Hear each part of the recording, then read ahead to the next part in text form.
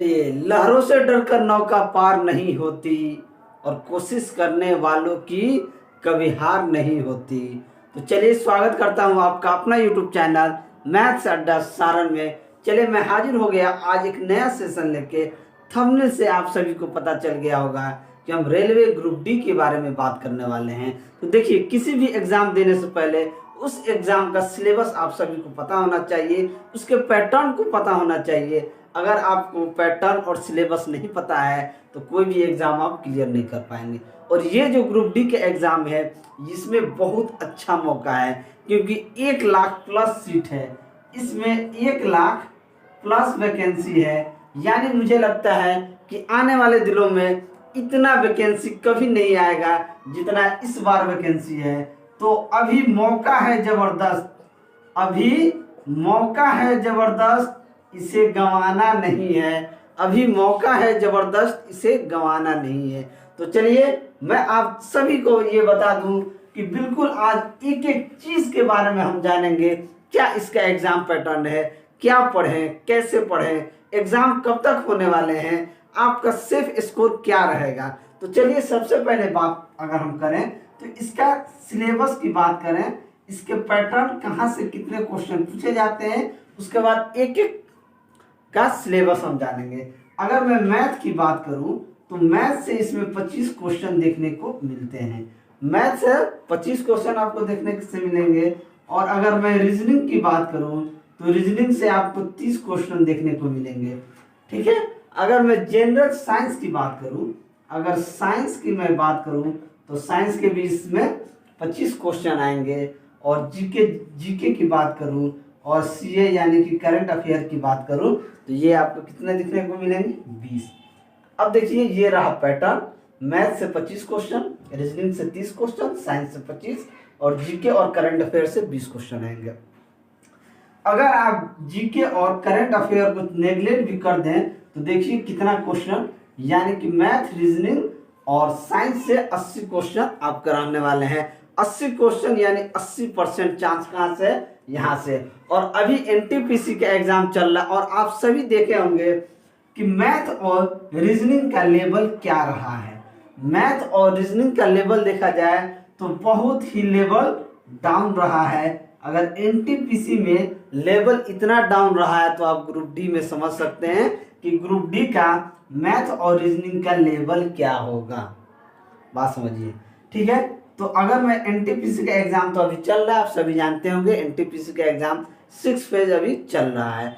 आने वाले दिनों में हो सकता है कि 7th फेज भी हो। ठीक है, आगे इसके बारे में बात करेंगे। तो मैथ से आपको 25 क्वेश्चन मिलेंगे। अगर मैथ से 25 क्वेश्चन में अगर आप 20 भी क्वेश्चन कर लेंगे तो आप बहुत अच्छा स्कोर कर सकते हैं। रीजनिंग उतना हार्ड नहीं पूछता है, रीजनिंग से इजीली अगर आप थोड़ा सा भी मेहनत कर देंगे तो 25 के आसपास, अगर इस यहाँ से भी 20 मार्क्स लेके आ जाएंगे, 30 में अगर 20 भी लाते हैं तो देखिए, लेकिन 20 से आप ज्यादा ला सकते हैं रीजनिंग में, इसे 22 मान लेते हैं। साइंस रिपीटेड क्वेश्चन पूछता है। ठीक है, साइंस की अगर बात करूं तो एक फिजिक्स और एक केमिस्ट्री है जहां से न्यूमेरिकल पार्ट भी पूछे जाते हैं, फिजिक्स और केमिस्ट्री से। ठीक है, बाकी थ्योरी पूछा जाता है। अगर 25 में आप 18-19 भी कर लेते हैं तो आप कितना कर पाएंगे, 8-10 के 0 हाथ में 1 2 1 3 2 5 1 6, यानी 80 में अगर आप 60 मार्क्स यहाँ से ला देते हैं। और जीके करंट अफेयर में अगर आप 10 भी मार्क्स लाते हैं तो देखिए आप कहाँ पर रहेंगे, आपका कितना मार्क्स आ जाएगा, 70% मार्क्स लेके आ जाएंगे। आफ्टर नॉर्मलाइजेशन आपका सिलेक्शन कोई नहीं रोक सकता है। ठीक है, ये रहा एक पैटर्न। देखिए जीके जो है एनटीपीसी की मैं अगर बात करूं, ठीक है, तो स्टैटिक जीके पे बहुत ध्यान दिया था, स्टैटिक जीके पे बहुत ध्यान दिया था एनटीपीसी में। और करंट अफेयर भी पूछ रहा था, तो इंटरनेशनल भी करंट अफेयर इसमें बहुत ज़्यादा पूछ रहा था। ठीक है, इंटरनेशनल करंट अफेयर बहुत ज़्यादा पूछ रहा था। तो ये सब भी आपको देख के चलना है।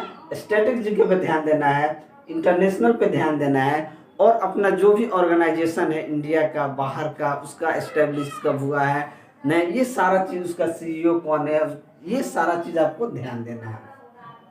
ठीक है, तो मैथ और रीजनिंग, अगर मैं सिर्फ मैथ रीजनिंग की बात करूं, ये स्कोरिंग चीज है। क्या है, मैथ और रीजनिंग की अगर बात करूं तो ये जबरदस्त स्कोरिंग चीज है।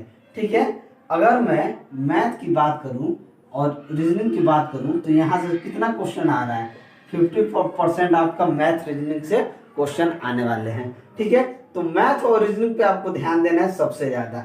उसके बाद आपको ध्यान देना है किस पे, साइंस पे। उसके बाद आपको साइंस पे ध्यान देना है, मैथ रीजनिंग के बाद आपको साइंस पे ध्यान देना है, क्योंकि साइंस में आप अच्छा कर सकते हैं। जीके और करंट अफेयर में नहीं कर सकते हैं, क्योंकि कहाँ से पूछ देगा आप नहीं जानते हैं। लेकिन इसका एक सिलेबस लिमिटेड है, ये यहाँ से आएगा। फिजिक्स को कोई नहीं चेंज कर सकता है, केमिस्ट्री को कोई नहीं चेंज कर सकता है, बायोलॉजी को कोई चेंज नहीं कर सकता है। वो जितना है उतना ही अदल बदल के पूछा जाता है, और रिपीटेड क्वेश्चन बहुत सारे आपको देखने को मिलते हैं। ठीक है, लेकिन करंट अफेयर और जीके की बात की जाए तो स्टैटिक जीके पूछ देगा, आपको डेटा याद नहीं रहेगा, तो आप यहाँ पे गलती कर सकते हैं। तो सबसे ज्यादा ध्यान आपको कहाँ देना है, मैथ, रीजनिंग और साइंस पे सबसे ज्यादा। इन तीनों चीजों पे आपको सबसे ज्यादा फोकस करना है, क्योंकि यहाँ से 80% यानी कि 80 मार्क्स यहाँ से आते हैं। तो सबसे ज्यादा आपको यहाँ पे जोर देना है। अब देखिए, मैथ में कौन कौन टॉपिक पढ़ना है, रीजनिंग में कौन कौन टॉपिक पढ़ना है, ये सब भी हम बात कर लेंगे। हम साइंस में अभी आपको बताने वाले हैं कि साइंस में न्यूमेरिकल से कौन कौन टॉपिक से न्यूमेरिकल क्वेश्चन पूछे जाते हैं। तो चलिए सबसे पहले मैथ की बात कर लेते हैं कि मैथ में क्या क्या पूछे। अगर मैं मैथ की बात करूं तो मैथ में क्या क्या पूछा जाता है। देखिए, मैथ में number system, board mass, decimal, fraction, LCM and HCF और फ्रैक्शन, इन सभी की बात कर लूं, नंबर सिस्टम, बोर्ड मास, डेसिमल, फ्रैक्शन, एलसीएम, एचसीएफ और फ्रैक्शन से एनटीपीसी में 8 से 10 क्वेश्चन पूछे जाते थे। कभी कभी शिफ्ट में 8 नहीं तो 10 ऐसे क्वेश्चन पूछे गए हैं। तो ये बहुत इंपॉर्टेंट है, इस पे आप लोग भी ध्यान दे दीजिएगा, क्योंकि ये एनटीपीसी में बहुत बार पूछे गए हैं और इसमें भी पूछे जा सकते हैं, क्योंकि टीसीएस एग्जाम एनटीपीसी का भी कराया है और ग्रुप डी का भी टीसीएस कराया है। तो इस पे थोड़ा सा आप ध्यान देगा, और ये बहुत बड़ा बड़ा टॉपिक नहीं है, बहुत छोटा छोटा है, आप इजीली कवर कर पाएंगे। अगर मैं रेशियो एंड प्रोपोर्शन की बात करूं, बहुत छोटा टॉपिक है, मौज आप 1 घंटा में इसे कंप्लीट कर सकते हैं। परसेंटेज अच्छा खासा क्वेश्चन पूछे जाते हैं, तो परसेंटेज पे ध्यान देना है। और ग्रुप डी का सबसे फेमस क्या है, मेंसुरेशन है।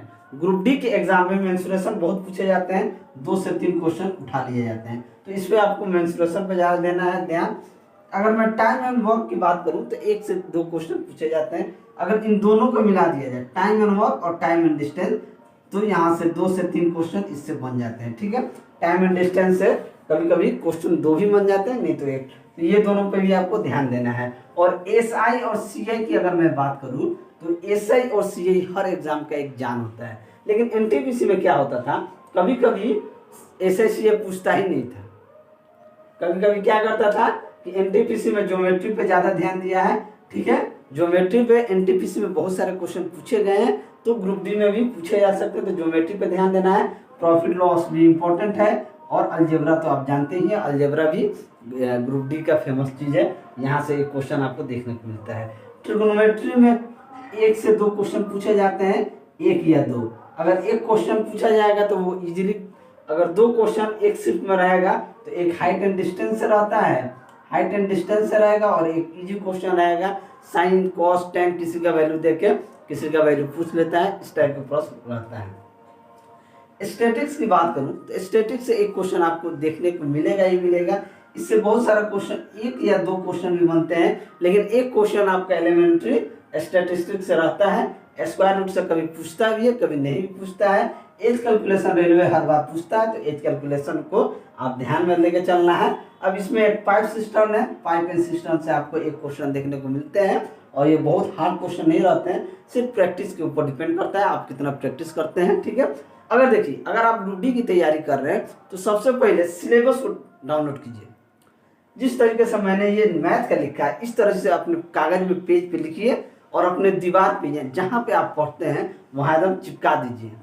जैसे ये मैथ का पूरा सिलेबस है, इसको चिपका दीजिए अपने दीवार के सामने, चिपका दीजिए। नंबर सिस्टम कंप्लीट, इससे रिलेटेड क्वेश्चन कर लीजिए 50। नंबर सिस्टम कंप्लीट 50 क्वेश्चन कोई भी बुक उठा के कर लीजिए। उसके बाद क्या कीजिए, नंबर सिस्टम से PYP यानी प्रीवियस ईयर का जो पेपर है उससे क्या कीजिए, उससे क्वेश्चन उठाए नंबर सिस्टम का, जितना भी प्रीवियस ईयर में है वो कर लीजिए, हर टॉपिक का। बोर्ड मास का उठाइए, क्वेश्चन 50 कीजिए धड़ाक से, पीवाईपी कीजिए। डेसिमल का उठाइए 50 क्वेश्चन पीवाईपी। अगर आपका बेस थोड़ा अगर मजबूत है, अगर आपका बेस अच्छा है, आपने बहुत दिनों से तैयारी कर रखा है, तो आपको 50 क्वेश्चन का प्रैक्टिस नहीं करना है, आपको पीवाईपी करना है, यानी कि प्रीवियस ईयर का पेपर उठाना है और उसी से करना है। हर चीज़ का हर टॉपिक उठाइए, उससे क्वेश्चन रिलेटेड कीजिए, आपका कंसेप्ट फाड़ के क्लियर होगा भाई, आपको कोई नहीं रोक सकता है। और जो भी है ठीक है, आगे और हम बात करेंगे इसके बाद। अब थोड़ा सा रीजनिंग का हम देख लेते हैं। रीजनिंग भी इंपॉर्टेंट चीज़ है, क्योंकि रीजनिंग से 30 नंबर का वहाँ से पूछे जाएंगे, 30 क्वेश्चन रीजनिंग से पूछे जाएंगे और 30 नंबर का। तो रीजनिंग भी इंपॉर्टेंट है, तो हम रीजनिंग की बात कर लेते हैं, उसके बाद सारी जो बातें हैं हम करेंगे। हम चलिए, अगर मैं रीजनिंग की बात करूँ तो रीजनिंग से इतने टॉपिक पूछे जाते हैं, ठीक है, प्लस माइनस होते रहता है रेलवे में। अगर मान लीजिए 95% सिलेबस से क्वेश्चन पूछे जाते हैं, अगर 5% आउट ऑफ सिलेबस भी पूछ दिए गए, तो 95% कहाँ से पूछे जाते हैं? सिलेबस से। तो आपको सिलेबस को लेके चलना, ठीक है, 5% पे नहीं जाना कि आउट ऑफ सिलेबस पूछ देता है, वो होता है कभी कभी रेलवे बाहर से भी पूछ देता है। अगर रीजनिंग की बात करूँ, यहाँ एनालॉजी से पूछे जाते हैं, अल्फाबेटिकल एंड नंबर सीरीज, ये इंपॉर्टेंट है, इससे भी क्वेश्चन पूछे जाते हैं, एनालॉजीज भी पूछे जाते हैं, कोडिंग एंड डिकोडिंग से इजी क्वेश्चन पूछे जाते हैं, मैथमेटिकल ऑपरेशन तो आप जानते हैं बहुत इजी क्वेश्चन पूछे जाते हैं, ठीक है, लेकिन फिर भी थोड़ा आपको उसमें मेहनत करना है, ताकि प्रैक्टिस में मेन परफेक्ट कहा जाता है कि प्रैक्टिस आपका जितना अच्छा रहेगा आप फास्ट कैलकुलेशन कर सकते हैं। रिलेशनशिप से क्वेश्चन पूछे जाते हैं कि मेरा बेटा, मेरा दादा, मेरा नाती, मेरा पोता, जो भी वो रिलेशनशिप है इससे पूछे जाते हैं। सिनोनिम्स से पूछे जाते हैं, जम्बलिंग से पूछे जाते हैं, वेन डायग्राम से पूछे जाते हैं, ठीक है, डेटा इंटरप्रिटेशन एंड सफिशिएंसी से भी क्वेश्चन पूछे जाते हैं, ये भी आपको पढ़ना है। कैलकुलेशन एंड डिसीजन मेकिंग से पूछे जाते हैं, ये भी आपको पढ़ना है। रीजनिंग को छोड़ना नहीं है, रीजनिंग को नहीं छोड़ना है, क्योंकि रीजनिंग कितना मार्क्स है? 30 मार्क्स का रीजनिंग है। रीजनिंग में आप थोड़ा सा मेहनत कीजिएगा ना, तो 30 में 25 आप इजीली लेके आ सकते हैं, ठीक है, क्योंकि आपको ये दिमाग थोड़ा सा कंसेप्ट लगा दीजिएगा तो ये रीजनिंग इजीली बन जाएगा, ठीक है। कुछ क्वेश्चन है कि उसमें थोड़ा सा टाइम लगता है, जैसे वो आगे बात करेंगे। सिमिलरिटीज एंड डिफरेंसेस, ये थोड़ा सा ध्यान दीजिएगा, ये इजीली बन जाएगा। एनालिटिकल रीजनिंग इजीली बन जाएगा। क्लासिफिकेशन जो है ये भी easy. Direction, statement and argument, ये थोड़ा सा इंपॉर्टेंट है, इससे 4 से 5 क्वेश्चन पूछे जाते हैं। जो स्टेटमेंट एक ही बार 4 से 5 क्वेश्चन यहाँ से आ जाता है, 5 क्वेश्चन यहाँ से दे देगा आपको, ठीक है। तो इस पर थोड़ा सा आपको ध्यान ज़्यादा देना है, ठीक है, क्योंकि रीजनिंग का बहुत इंपॉर्टेंस है। 30 मार्क्स का रीजनिंग है, तो ये सारा बात आपको ध्यान देना है, ठीक है। 5% को छोड़ देना है। अगर 95% भी आपके सिलेबस से आ जाता है तो आप अच्छा स्कोर कर पाएंगे। इसको भी क्या करना है आपको, जिस तरह मैंने इसको लिखा है, इसको सादा पेज पर लिखिए और उसको दीवार के सामने चिपका दीजिए जहाँ आप पढ़ते हैं, और एक एक करके उठाइए, क्वेश्चन कीजिए, पीवाईपी उठाइए, इसको भी कीजिए, पीवाईपी उठाइए, उसको भी कीजिए। देखिए सबका ऑपरेशन कर डालिए, आपके सिलेक्शन से कोई नहीं रोक सकता है। अगर आपने इस तरीके से दीवार पे चिपका के एक एक टॉपिक को उठा के एक एक टॉपिक का अगर पोस्टमार्टम कर दिया आपने, तो आपका सिलेक्शन से कोई नहीं रोक सकता है, ठीक है। आइए साइंस और आगे भी बात कर लेते हैं। चलिए अगला हम बात कर लेते हैं, साइंस पोर्शन की बात करते हैं। साइंस की अगर बात करें तो साइंस जो 10th स्टैंडर्ड लेवल सीबीएसई के से पूछा जाता है, इससे बाहर नहीं पूछा जाता है। अगर आपके पास सीबीएसई का 10th का बुक है तो आप वो पूरा पढ़ लें तो आपका कवर हो जाएगा। लेकिन कुछ चीज़ है फिजिक्स, केमिस्ट्री, बायो में, फिजिक्स, केमिस्ट्री और बायो, ठीक है, ये कहाँ से पूछे जाते हैं? ये 10th स्टैंडर्ड सीबीएसई के एग्जाम से पूछे जाते हैं।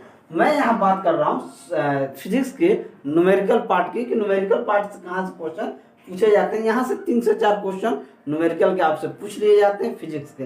और सबसे बात, साइंस में सबसे ज़्यादा क्वेश्चन फिजिक्स से रहता है, उसके बाद केमिस्ट्री से और बायो से सबसे कम क्वेश्चन रहते हैं। तो अगर न्यूमेरिकल की पार्ट की बात करूँ तो वर्क पावर एनर्जी से सबसे पहले पूछे, वर्क पावर एनर्जी से क्वेश्चन पूछे जाते हैं। अगर वर्क पावर एनर्जी से क्वेश्चन पूछे जाते हैं तो काइनेटिक एनर्जी बराबर ½ mv² होता है।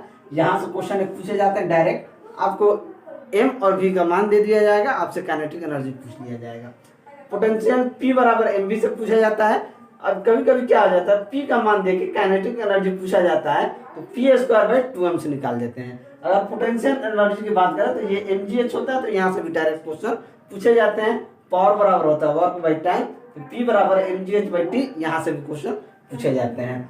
स्पीड एंड वेलोसिटी से क्वेश्चन पूछे जाते हैं, वही बहुत हार्ड क्वेश्चन नहीं पूछे जाते हैं। यहाँ एस बराबर u t plus half a t square, v square बराबर यू स्क्वायर माइनस 2s, ये सारा क्वेश्चन यहाँ से पूछे जाते हैं। मास वेट एंड डेंसिटी से क्वेश्चन पूछे जाते हैं, एफ बराबर जी m1 m2 by are square, यहाँ से क्वेश्चन पूछे जाते हैं। हीट एंड टेम्परेचर से क्वेश्चन न्यूमेरिकल पूछे जाते हैं, उसको आपको देख लेना है। और लीवर एंड सिंपल मशीन से भी क्वेश्चन पूछते हैं, तो आपको ये देख लेना है, ठीक है। अब हम बात करते हैं कि आपका सेफ स्कोर क्या हो जाएगा। और आने वाले दिनों में हाँ एक और चीज़ है कि जीके और करंट अफेयर आप देख लेंगे, इसमें क्या होता है, इकोनॉमिक पार्ट्स है, पॉलिटी है, बहुत सारा चीज़ है, वो आप देख लेंगे एक बार, ठीक है। इसका मैं जो ये क्या नाम है, ये सेंट्रलाइज नोटिस जो है और पूरा सिलेबस जो है वो मैं आप सभी को टेलीग्राम चैनल पे दे दूंगा, आप वहां से इसे डाउनलोड कर लेंगे, ठीक है। अब बात करते हैं कि आपका सेफ स्कोर क्या रह सकता है, ठीक है, किस बुक से कैसे पढ़ें। अगर हम बात करें तो सबसे पहले मैं बात करूंगा, अगर आपका तैयारी अच्छा है, ठीक है, तो आप डायरेक्ट क्या कीजिए, सबसे पहला काम करना है कि प्रीवियस ईयर क्वेश्चन जरूर लगाना है। सबसे पहला काम करना है कि प्रीवियस ईयर का जो क्वेश्चन है इसको एकदम लगाना ही लगाना है, ठीक है। अगर मैं बुक की बात करूं, देखिए मैं किसी बुक का प्रचार नहीं कर रहा हूं, ठीक है, लेकिन जो बुक अच्छा है उसको मैं आपको दिखा देता हूं। ये देखिए रुक्मणी प्रकाशन का बुक है, दी प्लेटफॉर्म रेलवे ग्रुप डी परीक्षा क्वेश्चन बैंक 2018 में क्वेश्चन जो आया है 17/9/2018 से 28/9/2018 में पूछा गया क्वेश्चन है। ये वॉल्यूम 1 है, क्या है, ये वॉल्यूम 1 का, ठीक है। ऐसा बहुत सारा सेट, इसका 2-3 सेट है, तो आप वहां से ये कर सकते हैं। ये क्या है, वॉल्यूम 1 है। तो देखिए ये वॉल्यूम 1 है, ठीक है, इसमें 31 सेट दिया हुआ है और ये पूरा प्रीवियस ईयर का क्वेश्चन इसमें दिया हुआ है, आप इसे देख सकते हैं, इसमें 31 सेट है। इस बुक का मैं 8 सोल्यूशन यानी 8 प्रैक्टिस सेट करा चुका हूँ, ठीक है। आप नहीं देखे होंगे तो प्लेलिस्ट से जाकर देख सकते हैं। और देखिए पीछे देखिए, इसका वॉल्यूम 2 और वॉल्यूम 3 यानी इसका 3 वॉल्यूम है और पूरा इसमें प्रीवियस ईयर में 2018 में पूछा गया क्वेश्चन है, तो आप इसको लगा सकते हैं। आप नहीं लगाया तो इसे परचेज कर लेंगे, बहुत अच्छा कंटेंट है और इसको लगाना चाहिए आपको, क्योंकि प्रीवियस ईयर का क्वेश्चन आप लगाएंगे तो आपको अंदाजा होगा कि आपका लेवल क्या है, ठीक है। अगर मैं साइंस की बात करूं तो साइंस के लिए आप ये लुसेंट का एक बुक है सामान्य ज्ञान, ठीक है, आप ये पढ़ सकते हैं। इसमें थ्योरी भी दिया हुआ है, थ्योरी भी बहुत अच्छा से दिया हुआ है। जब आप इसको पढ़िएगा ना तो थ्योरी के साथ साथ इसमें बहुत सारा क्वेश्चन भी दिया हुआ, 300-400 क्वेश्चन दिया हुआ और वो सारा क्वेश्चन आया हुआ क्वेश्चन है। तो अगर ये आपके पास बुक है तो इससे पढ़ सकते हैं। अगर इन दोनों के अलावा अगर आपके पास कोई भी बुक नहीं है, अगर आपके पास स्पीडी का बुक है, मान लीजिए आपके पास स्पीडी का बुक है, तो आप स्पीडी बुक पढ़िए, कोई दिक्कत नहीं है। स्पीडी का जनरल साइंस वो है जनरल साइंस, जनरल अवेयरनेस। अगर स्पीडी का आपके पास मैथ भी है, स्पीडी का मैथ भी है तो वो लगाइए। लेकिन मैं अगर आपको बताऊं, अगर मैथ के लिए मैं बताऊं, तो अगर आपके पास RS अग्रवाल का बुक है, RS अग्रवाल का अगर आपके पास बुक है ना, तो सबसे बढ़िया बुक है।